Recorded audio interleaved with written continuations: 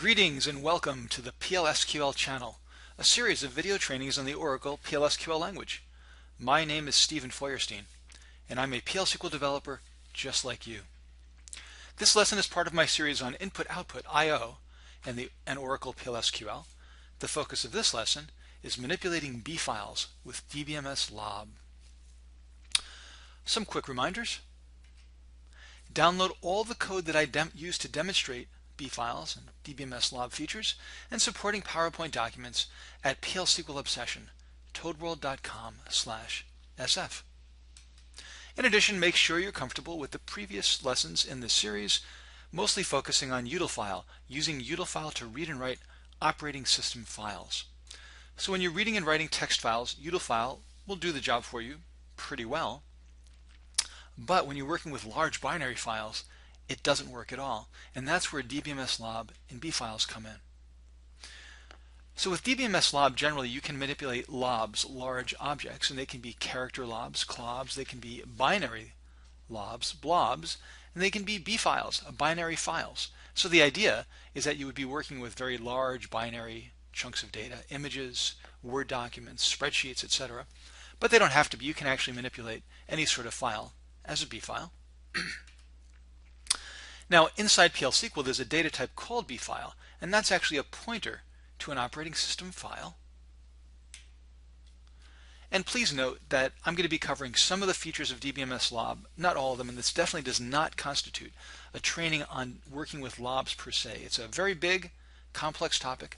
What I'm going to do is simply introduce you to some of the features related to manipulating B files from within a PL/SQL block using DBMS lob.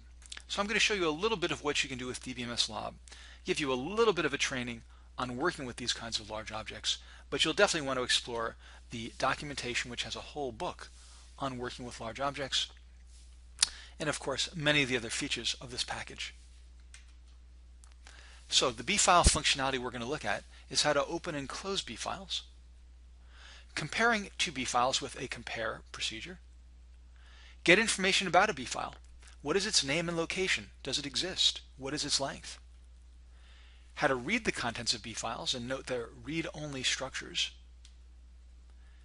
And how to read a B file into a lob to manipulate it further that way. How to perform string operations, in-string, substring, on a B file. So first of all, open and close B file.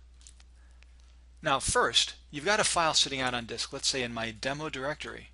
Here's a file, and I need to work with that as a B file inside PL/SQL.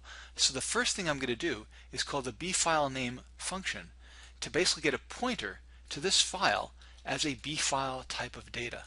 So I declare a variable as type B file, I call B file name, and I get the pointer to that file. And then I work with that pointer inside my code.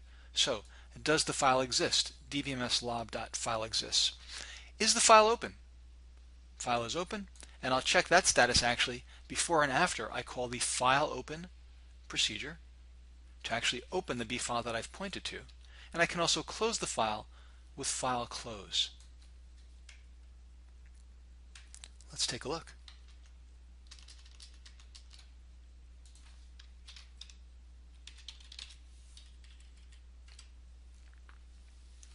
So the same code you saw on the PowerPoint, call the B file function, ask if it exists, check to see if the file's open, then open it, then check again to see if it's open, close it, and check the status once more.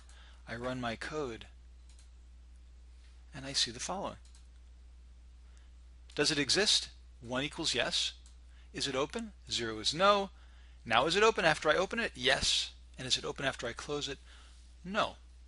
So notice it does return integers, not Boolean values. That's because these functions are designed to be used from within SQL. SQL doesn't know about and can't work with true Booleans. So 1 is true, 0 is false. Note also that I'm taking advantage of a database directory. If you're not familiar with database directories, check out the lesson on the overview and introduction to utilfile in which I talk about database directories. But just for a quick reminder, you can create database directory objects in the database. So I've defined one called demo, and it actually points to the directory that contains all the files in the demo zip that you can download from PLSQL Obsession. So it found one of those files and then showed whether or not it existed. If I change it to a file name that doesn't exist and do it again, so first of all I got an error. File or lob operation, file open failed. Can't find the file specified. So we'll cancel. And we should also see that it doesn't exist. Exists 0. So does it exist 0? Is it open before the open? No. So it doesn't give me an error if the file doesn't exist, but if I try to open it, then I get the error. And if I try to close a file that hasn't been opened, let's see what happens then. So close it before I've opened it, no problem. So those are some of the basic operations to get you started. And there are a lot of high-level programs in DBMS Lob to manipulate various kinds of lob objects. You definitely want to check out the package in much more detail than I'm showing you here. One of the nice high-level programs is compare. So I can say, point to two different clobs, two different B files, open them both, and then ask if they're the same. So call the function compare, pass the two B files. I can specify which part of the B file I want to do comparisons on. So the amount, the number of bytes that I'll be comparing, and the offsets in each of the files.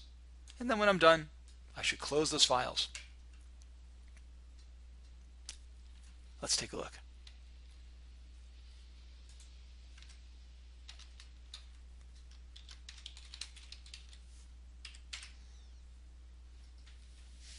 So in my first block of code, I'm going to open a file, file1.txt. For write purposes, I'm going to populate the file with util-file. I'm going to fill in the first 5 lines with line 1 and then the word same. And then after that, the next 5 lines, line and then the line number. And then I'm going to generate a GUID, which is a string that should be a unique value, which means that they should be different. Each line should have a different GUID. And in fact, in file2.txt, the first 5 lines should be exactly the same as in file 1, but the last 5 lines should be different. So I set up 2 files with some of the same content, some different content.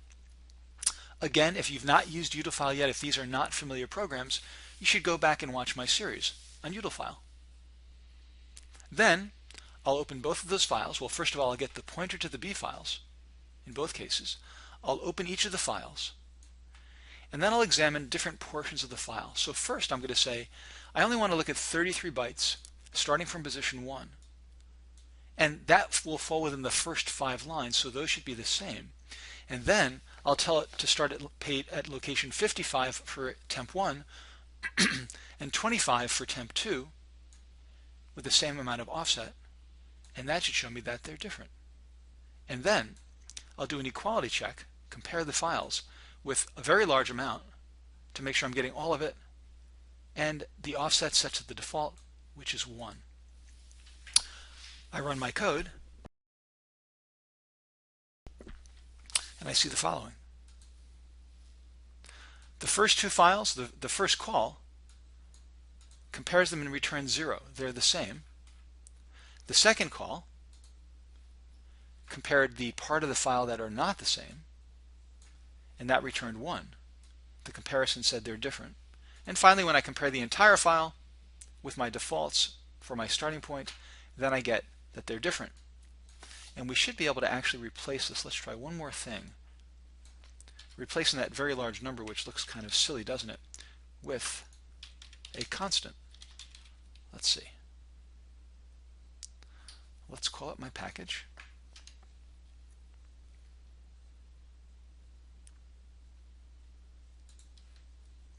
So here's the DBMS Lob package. Lots and lots of programs, lots and lots of functionality. And there should be a constant here, which allows me to specify simply the maximum size, lob max size right here. So what I'm going to do, instead of hard coding a big fat number, is take that constant out, reference it directly here, and let's do that same thing again. Run the same code.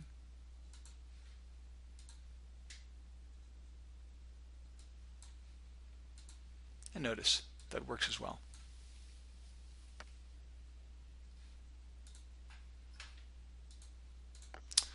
Okay, so that's compare, a very useful program.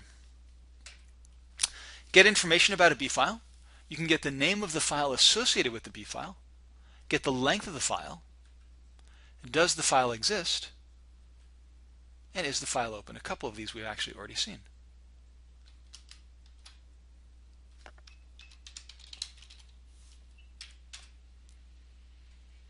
So I get a pointer to the file with the B file name, and I ask, does the file exist?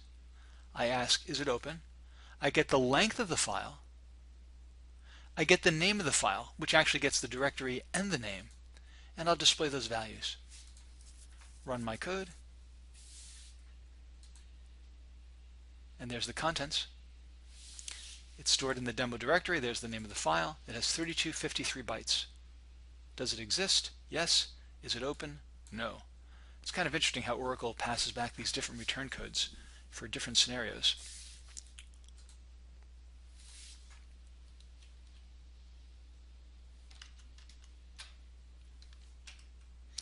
Reading the contents of a B file. So I want to look at the contents of the file, not just open it, close it, see if it's open. And for that, I can use the DBMS lob read program.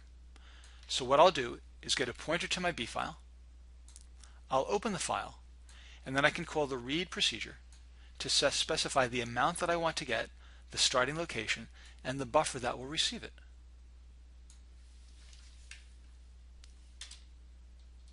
Whoops. What happened? My apologies. Let's zoom back over there. I must have pressed the wrong key. There we go. So you can use DBMS lob.read to read into a raw or a varchar2 variable, but that's with clobs. When you're working with B files, you can only read into a raw data type because B files are binary files. You can pass it along to a blob or B file pointer, and the amount is in-out. In other words, the amount that I specify right here cannot be a literal value. It's going to return the actual number of bytes read. So I'm going to say I want 100. How many did I actually get? Let's try it out.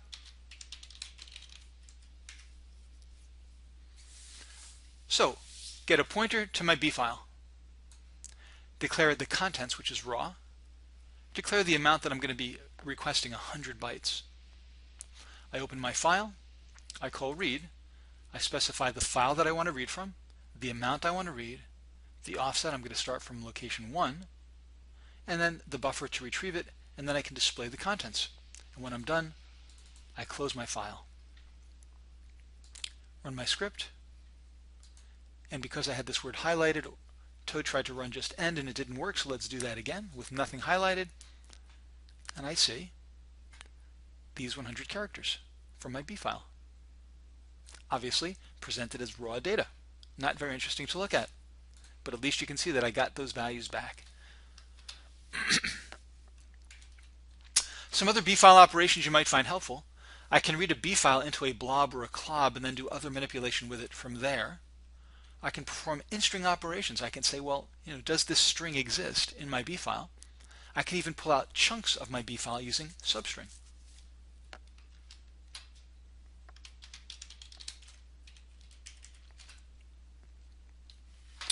So get a pointer to my file. I've declared a clob to retrieve the value as a clob, and then a bunch of other variables I'll be using below. So let's take a look. First of all, I've declared a clob, but I need to create it as a temporary clob. So that's what the DBMS lob create temporary does. Otherwise, I will not be able to use this clob. I open my file for read-only access. I load the clob from the file. So I specify the clob, that's the destination. I specify the B file, that's the source. How much do I want to get? Give me everything. The destination offset is where it's going to be positioned into the clob. The source offset is where I'm going to read from in the original B file. And the CSID is something that I'm not going to get into right now. You can check it out in the documentation. The language context I'll just set to 0 to start with.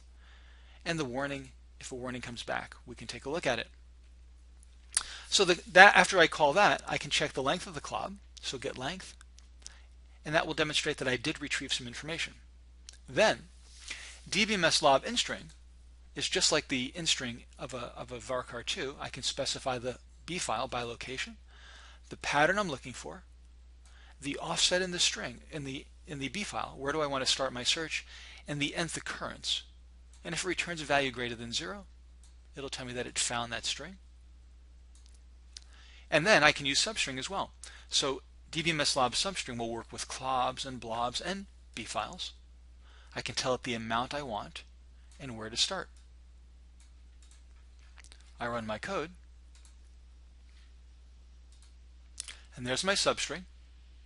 There's my clob length, the entire length of the file, and it didn't show me found 123 because it didn't find 123 in the file, but it certainly did run the in-string program. Now if I hadn't created the temporary clob, watch what happens.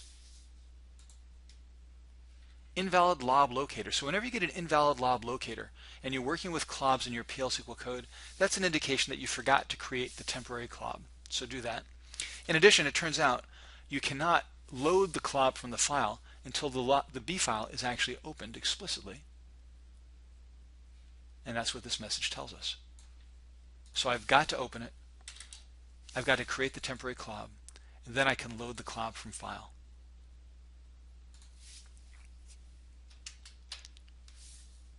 Some conclusions. Text files are generally able to be manipulated with util files, so you're not going to be using B files unless you've got some large, usually binary files that need to be worked with in your application. In that case, DBMS lob and the B file data type offers a much better solution. DBMS lob offers a wide range of functionality. I'm just touching on it very lightly in this talk, and you should just consider it an introduction to both the concept generally of lobs and B files, and also the starting point for an exploration if you start to need to manipulate these large binary files in your application. Next steps, download the demo zip if you haven't already done so. Try out the various files that I showed you in this lesson.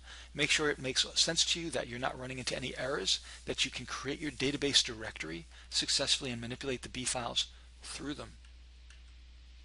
Watch the other lessons in this series. Learn how to work with util file, system output with DBMS output, email with util mail. Thanks very much for joining me. I hope this was useful, and happy PLSQL coding.